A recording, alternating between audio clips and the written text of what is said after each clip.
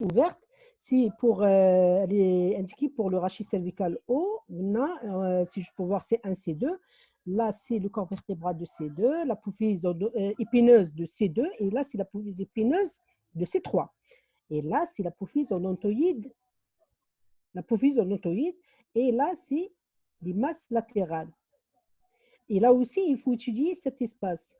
Hein. S'il est symétrique entre l'apophyse odontoïde et les masses latérales, c'est-à-dire qu'ils sont symétriques, ça veut dire qu'il n'y a pas de problème. Et quand il y a une asymétrie, avec un bascule de l'apophyse odontoïde vers un côté, ça veut dire qu'il y a un problème, soit c'est une dislocation, soit c'est une fracture de l'apophyse odontoïde.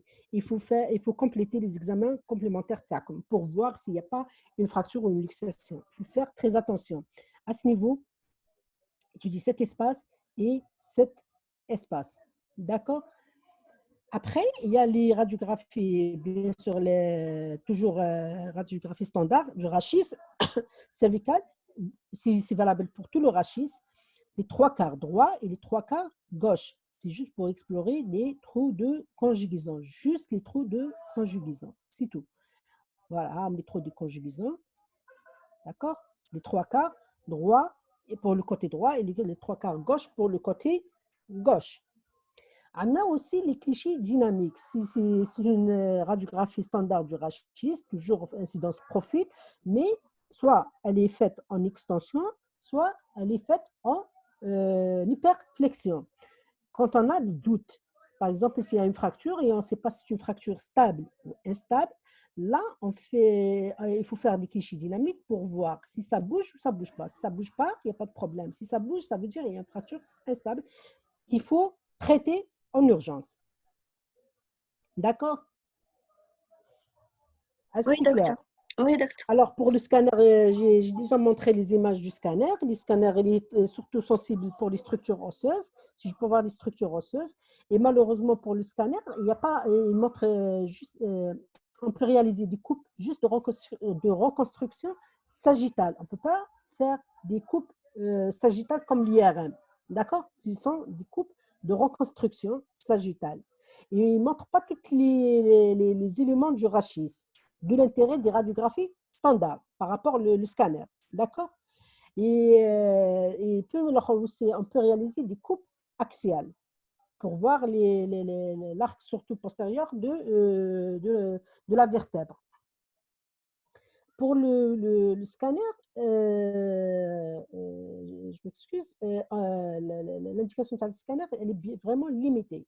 En cas où le malade est d'emblée comateux, en cas de polytraumatisme, c'est-à-dire on profite pour gagner du temps, c'est pour ça qu'on demande le scanner d'emblée. Et on peut demander le scanner si on n'arrive pas à faire des radiographies standards pour les sujets, surtout obèses, avec un cou court. Surtout les malades qui présentent une malformation de la charnière, dans la maladie du Klippel-Feil. Alors, là, on sera obligé de faire le scanner d'emblée, soit malade comateux, polytrope ou malade obèse avec un cou court. On n'arrive pas à dégager les épaules, c'est pour ça qu'on sera obligé de faire scanner d'emblée. D'accord? Pour le scanner du rachis cervical. Sinon, il y a aussi, on peut compléter par l'IRM si le malade présente des troubles neurologiques. Et pas systématiquement. Ce n'est pas parce que le malade présente des troubles neurologiques qu'il faut faire le scanner, l'IRM. D'accord? Pourquoi? Parce que si le malade, par exemple, on a les radiographies standards, et le malade présente une lésion instable, l'IRM, vous savez que l'IRM, elle n'est pas disponible partout. Elle n'est pas disponible au niveau de toutes les structures hospitalières. Il faut se déplacer pour faire l'IRM. Elle est chère, difficile à réaliser. C'est-à-dire, il y a beaucoup d'éléments contre l'IRM. Alors, il ne faut pas s'amuser à demander l'IRM chez un malade qui présente un rachis instable pour voir est-ce qu'il présente des lésions médulaires ou pas. D'accord? S'il présente des troubles neurologiques avec un rachis instable, le but, il faut réduire le rachis et traiter le rachis, traiter le malade, bien sûr, en urgence. Après, une fois l'urgence est levée, une fois le rachis est réduit, une fois le rachis est fixé, à ce moment-là, on peut demander l'IRM. C'est juste pour montrer si le malade présente une contusion, ou bien un œdème, ou là. Mais sinon, il ne faut pas s'amuser à demander l'IRM pour un malade qui présente un rachis instable. Est-ce que c'est clair? Oui, docteur. C'est clair. Attention, un malade qui présente une lésion instable, il ne faut pas s'amuser de vous demander les radiographies standards. C'est indispensable. Sinon, l'IRM, vous pouvez temporiser. Car si vous demandez l'IRM, on va déplacer le malade sans traction, sans réduction, et on risque, si le malade non déficitaire, on risque de le rendre déficitaire. D'accord? Par déplacement bien sûr des structures et risque de compression médulaire au cours de la route, ou bien au cours de la réalisation de l'IRM, au cours du transport, ou bien au cours du transport, bien sûr, du malade. Alors, il ne faut pas s'amuser à demander l'IRM. D'accord? Quand on demande l'IRM, ça ne va rien changer dans la conduite thérapeutique. C'est-à-dire, le malade, si on a un malade qui présente des troubles neurologiques, là, on met le malade d'emblée sous traitement médical, une forte dose de corticothérapie, on essaie de réduire pour décomprimer la moelle, on essaie de fixer pour maintenir la réduction thermale, et après, on demande soit l'IRM ou autre chose. D'accord? Alors, pour l'IRM, là, c'est une IRM, c'est une coupe sagittale d'une IRM, vous voyez. Alors, là, c'est l'apophyse odontoïde, là, c'est C2, le corps vertébral de C2, là, c'est l'arc antérieur de C1, et là, c'est l'arc postérieur de C1. Là, c'est une partie de l'occiput. Oui? On voit les radiographies standards, c'est ça? Non? L'image, donc les radiographies standards. Là, c'est une IRM. Non, ما عندنا les radiographies standards des rachis cervicales. Oh, Oui. d'accord. Maintenant? كيف ما زالت في les radiographies.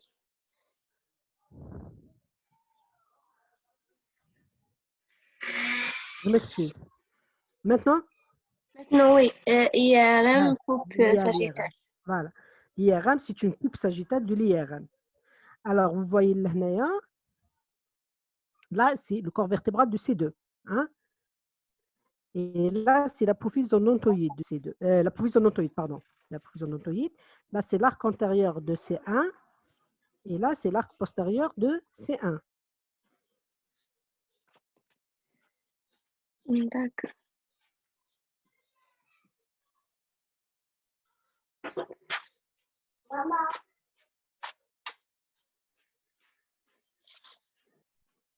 Ils ont une copie, docteur. Et là, c'est le tronc cérébral. D'accord. Ça, c'est le tronc cérébral. Alors, là, c'est les pédoncules cérébraux. Normalement, la protubérance, le bulbe. Et là, le bulbe intracrânien. Et là, c'est le bulbe intrarachidien. Le bulbe se termine au niveau C2, C3. Là, C2, C3, C4, C5 et ainsi de suite. Et là, c'est le disque. D'accord? Disque. Et là, c'est le tronc cérébral, le bulbe, la partie intrarachidienne, et qui se termine par la moelle. D'accord? Et ça, c'est le quatrième ventricule, et c'est le cervelet. D'accord? Et là, c'est la grande citerne. Et là, c'est les amygdales cérébelleux. Et hadi, la grande citerne. L'hadia, c'est la tente du cervelet. Alors, qui sépare les tâches sous-tentorielles de les tâches sous-tentorielles. Est-ce qu'on est d'accord? On a dit que le tronc basilaire, on a le tronc basilaire. On va retrouver le tronc basilaire là, qui repose sur le clivus. Le clivus, il est composé d'une partie de la lame quadrilatère du l'os sphénoïdal, la lame quadrilatère, et la lame basilaire de l'os occipital. L'os occipital est composé de plusieurs parties. Il y a la lame basilaire et l'écaille occipitale. La lame basilaire, elle est là. Là, on va retrouver, c'est ça le tronc basilaire. Une partie du tronc basilaire qui qui est là sur l'image. Et ça, c'est la citerne prépontique, citerne prébulbaire et la citerne, bien sûr, l'espace périmédulaire, là où il y a le SCR. Tout ce qui est en blanc, c'est le SCR. Est-ce que c'est clair? Au niveau de la moelle, il y a une image hypersignale, c'est-à-dire elle est blanche. Quand le SCR est blanc, on appelle hypersignal. Quand l'image elle est noire, on appelle ça hyposignal, qui est d'accord? Ou bien, quand elle est grise, c'est isosignal par rapport au parenchyme, bien sûr, cérébral. En matière d'IRM, on parle de signal.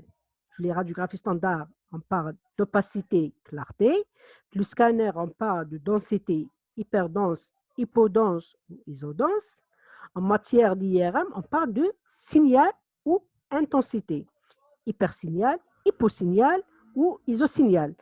Soit on parle d'hyperintensité, hypointensité ou iso-intensité par rapport, bien sûr, au parenchyme cérébral.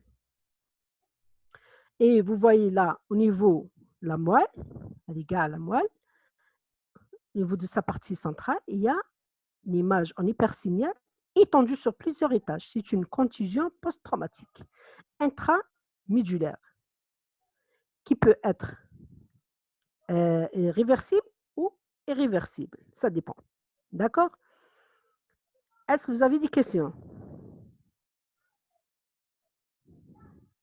Allô, allô? Est-ce que c'est clair? Oui, docteur, c'est clair. Exactement, c'est clair. Oui. Alors, quand on retrouve le SIR noir, on parle, c'est une séquence en T2 qui coule SIR blanc. C'est une séquence T2. Quand le SIR est noir, on parle séquence T1. Il y en a séquence avec injection de produits de gadolinium. Et il y en a la spectro. D'accord? Il y en a plusieurs séquences aussi, la diffusion et tout. Ce qui est important, c'est T1, T2, T1 avec injection de produits de contraste. Est-ce qu'on est d'accord? Alors là, l'IRM montre une image centromédulaire qui est étendue sur plusieurs étages. D'accord? De C3 jusqu'au 4, 5, 6, 7. 7 jusqu'à 6, 7. D'accord? Alors, c'est une contusion post-traumatique.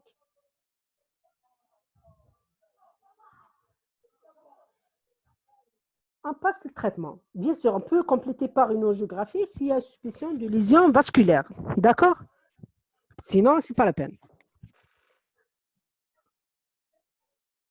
Le traitement, il faut toujours commencer par le traitement médical.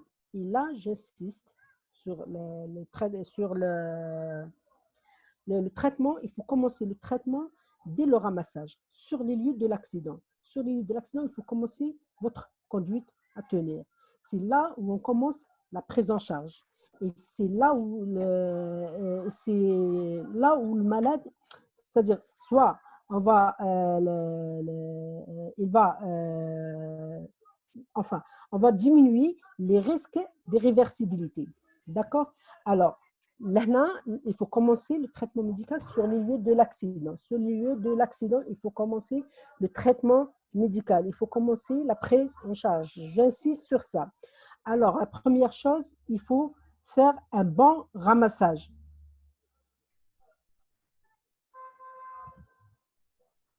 Il faut faire un bon ramassage. D'accord?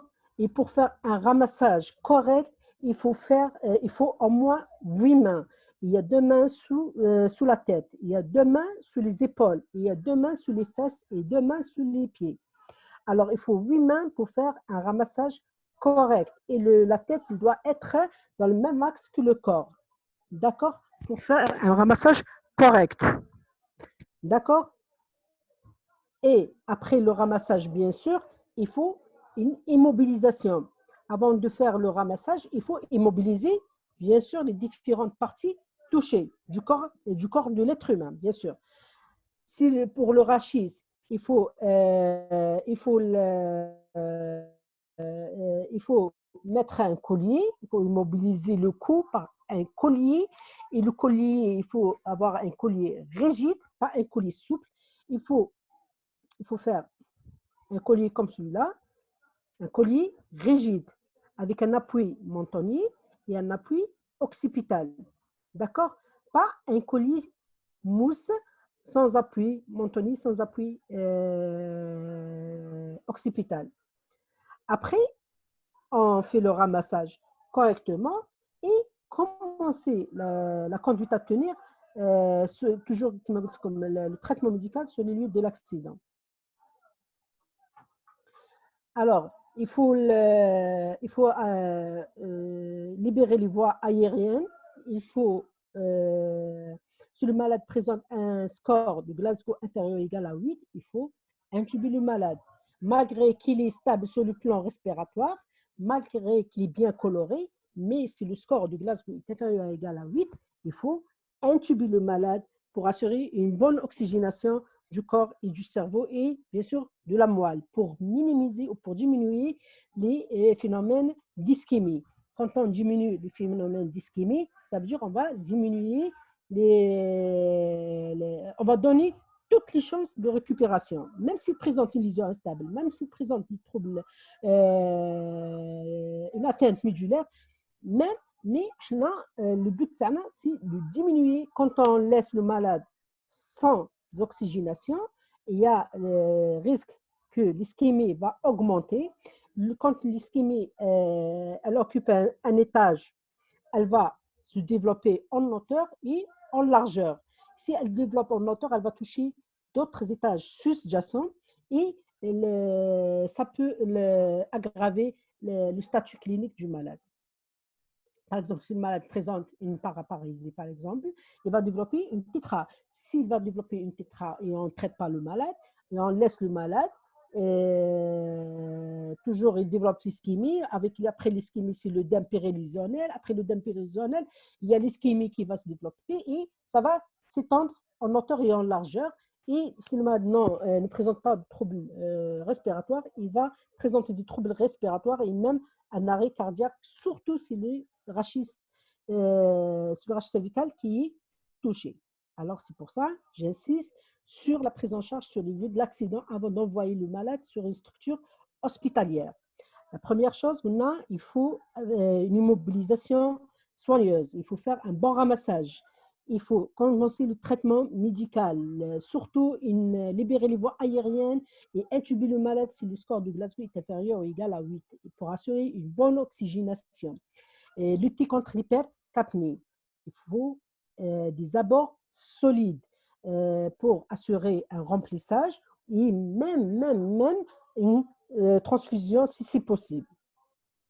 Il faut commencer le traitement médical à base d'antalgiques. Quand on lutte contre la douleur, on lutte contre les mouvements, la mobilisation du malade. Quand on lutte contre la mobilisation du malade, on laisse le malade stable. Le rachis, il va rester stable. D'accord? Surtout s'il présente une lésion instable. Alors, il ne faut pas qu'il bouge le malade. C'est pour ça qu'il faut donner les antalgiques. Il faut donner les anticonvulsivants. Il ne faut pas que le malade convulse. S'il convulse, il a une lésion instable, il va aggraver ces troubles neurologiques. Et il ne faut pas, si le malade, il faut commencer la corticothérapie si possible aussi. C'est-à-dire donner une forte dose de corticoïdes pour lutter contre l'œdème périlésionnel, lutter contre l'ischémie, pour donner toujours toutes les chances de récupération. N'hésitez pas à donner les anti-œdèmes. L'œdème, pour lutter contre l'œdème périlésionnel, lutter contre l'ischémie, toujours. N'hésitez pas à donner les antibiotiques aussi. C'est bête de faire tout ça et une malade présente une plaie et on traite le malade, il arrive à l'hôpital, on opère le malade, il ne décède pas, un choc septique. C'est vraiment, n'hésitez pas à donner les antibiotiques sur les lieux de l'accident pour éviter les infections. D'accord? Après, bien sûr, il faut immobiliser toutes les structures fracturaires ou bien les parties lésées. c'est-à-dire surtout les os lents qui mal le fémur. Si le malade présente une fracture du fémur, il faut immobiliser le membre pour éviter bien sûr les embolies graisseuses. Si le malade présente une plaie abdominale, il faut agir vite, transfuser le malade pour éviter l'état choc. D'accord? Il faut avoir un bon état hémodynamique, au moins la tension artérielle supérieure ou égale à 8 mm, bien sûr, mercure. D'accord? Est-ce que Oui, docteur. est-ce qu'on est d'accord? C'est clair Oui, pour le moment. oui, Alors, docteur. j'insiste sur l'immobilisation, surtout pour le coup, les membres fracturés. Sur les lieux de l'accident, mais le malade, il arrive sur une structure hospitalière pour commencer la prise en charge. La prise en charge, on commence la prise en charge d'un malade traumatisé crânien ou rachidien sur les lieux de l'accident. D'accord? Après, on transfère le malade sur une structure, bien sûr, bien spécialisée pour continuer la prise en charge. D'accord? Il faut faire un examen neurologique sur les lieux de l'accident. D'accord? Après, une fois le malade arrive sur une structure spécialisée, bien sûr, ou bien une structure hospitalière, on refait bien sûr le bilan clinique et on explore le malade sur le plan radiologique tout en commençant par les radiographies standards. Et j'insiste sur les radiographies standards parce qu'elles sont disponibles, qui donnent le diagnostic dans 90% des cas. Et après, complète bien sûr avec les autres examens et on demande les avis des autres spécialités. Une fois le malade et le bilan étiologique est établi, il faut, si on a un rachis instable, il faut réduire le rachis, c'est-à-dire, si c'est un rachis instable, il faut le réduire. Réduire avec l'étrier de Gardner. L'étrier de Gardner, avec quoi on fait la réduction du rachis? Alors, c'est un arc métallique qui est relié par deux tiges métalliques et ces deux tiges, on les place au niveau de la table externe de la boîte crânienne. Et tout ça est relié par un poids et on donne généralement le 1/10 du poids du corps du malade. D'accord? Alors là, ça va tirer pour obtenir une bonne réduction du rachis. C'est-à-dire réduire rachis, c'est-à-dire reproduire la statique rachidienne. Quand il y a une inversion de la lordose, quand il y a une rectitude post-traumatique, le but, il faut rendre le rachis en lordose, pour le cervical bien sûr, lordose physiologique. Alors, le seul moyen pour réduire, c'est l'étrier de Gardner. Après, une fois le rachis est réduit, ou bien la lésion est réduite, à ce moment-là, il faut fixer. D'accord? Et pour accéder au rachis cervical, on a trois voies d'abord. Soit on fait on a la voie postérieure, d'accord, le malade en décubitus ventral, et on fait une incision médiane postérieure, d'accord? On ouvre le plan cutané, on tombe sur les structures musculaires. Là, on ouvre la polyvrose superficielle, après les masses musculaires de part et d'autre, et on va rencontrer la première structure osseuse rencontrée du rachis, c'est l'apophyse épineuse. Et on va récliner les masses musculaires de façon bilatérale, et on tombe sur les lames, après les apophyses articulaires de façon bilatérale, et on a accès à la partie postérieure du rachis. C'est-à-dire pour les structures, quand il y a une lésion de la partie postérieure du rachis. Cette voie est indiquée, bien sûr. Il y a la voie antérieure, bien antérolatérale, c'est la plus préférée pour les neurochirurgiens. Alors, pour accéder à la partie antérieure du rachis, alors le malade en décubitus dorsal, toujours sous traction transcrânienne, par le treillis de Gardner, on fait une incision paramédiane, soit horizontale, quand il y a un seul étage qui est touché, et soit, bien sûr, il faut faire un repérage radiologique avant d'ouvrir. Une fois on a fait le repérage, on ouvre soit à ce niveau, en suivant les plis du cou, c'est pour être esthétique. Et s'il y a plusieurs étages qui sont touchés, on fait une incision verticale, d'accord? Centrée sur l'étage, bien sur les étages touchée. Et là, c'est une vue péropératoire qui montre le disque touché. Alors, il faut enlever toute cette partie touchée et on la remplace par un greffon osseux. Et le greffon osseux, on a les greffons synthétiques et il y a les greffons autologues. Les greffons synthétiques, généralement, on les utilise pas sur on préfère les greffons autologues, c'est-à-dire on fait un prélèvement de la crête iliaque du malade, ou bien du tibia, ou bien du péroné. On prélève un petit morceau d'os, un fragment d'os, et on le remplace, on le met à la place du disque bousillé, et après, on fixe avec cette étape, on appelle ça l'arthrodèse, et on fixe avec le matériel d'ostéosynthèse, soit avec une plaque, avec vis, bien directement avec une vis, comme dans les fractures de l'apophyse odontoïde, il faut faire un vissage direct. Ou bien on fait, et bien sûr les plaques et les vis sont en fonction du nombre d'étages touchés. Quand il y a un seul étage qui est touché, c'est une plaque à 4 vis. Ces 2 étages, c'est une plaque à 6 vis. Ou là, ça dépend le nombre d'étages touchés. Tout ça sous ce repérage, bien sûr, radiologique. Il y en a la voie mixte, c'est-à-dire un abord antérieur et postérieur.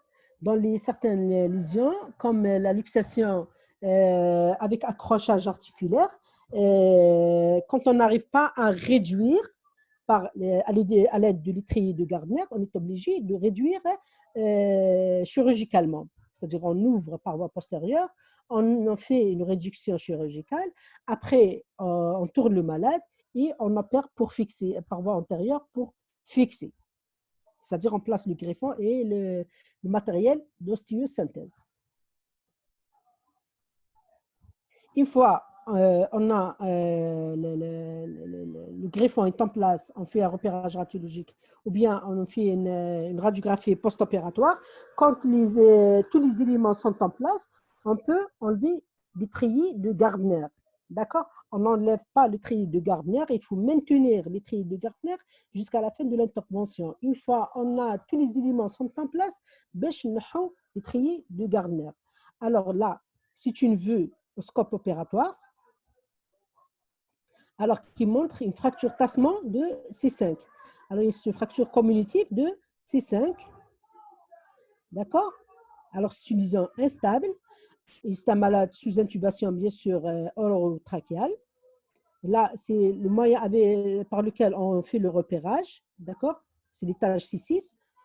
Alors, il faut enlever tout ça, tous ces éléments, ou bien tous ces fragments fracturés, et le remplacer par un greffon osseux. D'accord? Greffon osseux à Ouhnaya, c'est une vue post-opératoire avec le matériel d'ostéosynthèse et bien sûr les vis, les vis, la plaque. Vous voyez les vis là. Et les vis, il faut les placer sur des structures saines, au niveau de l'étage sus et sous-jacent sain. D'accord? Il ne faut pas placer les vis sur les structures lésées ou touchées. D'accord? Parce qu'il y a un risque de déplacement des vis dans le canal rachidien, un risque de compression par le matériel d'ostéosynthèse. Est-ce que c'est clair? Oui, docteur. Après, une fois le malade, bien sûr, une fois le rachis est réduit, une fois le rachis est fixé, on peut enlever le matériel de traction et ça va permettre le lever du malade le lendemain de l'intervention. D'accord? Bien sûr, s'il ne présente pas de troubles neurologiques. Sinon, s'il présente des troubles neurologiques, il faut faire la rééducation. Il y en a qui récupèrent, il y en a qui ne récupèrent pas. C'est-à-dire, si le malade présente une contusion bien localisée ou bien de l'œdème, il a toutes les chances de récupération si la prise en charge est bien correcte. Si le malade présente si le malade présente des troubles neurologiques, bien sûr, une section médulaire, bien sûr, il ne va pas récupérer. Il faut continuer le nursing, bien sûr, et la rééducation fonctionnelle. Est-ce que c'est clair? Alors, tout patient traumatisé ou comateux, c'est un rachis instable jusqu'à la preuve du contraire. Tout malade Tout trauma crânien est un rachis instable jusqu'à la preuve du contraire. Tout polytrauma est un traumatisme du rachis instable jusqu'à la preuve du contraire. Tout accident de moto est un rachis instable, rachis cervical haut, instable jusqu'à la preuve du contraire. Est-ce que vous avez des questions?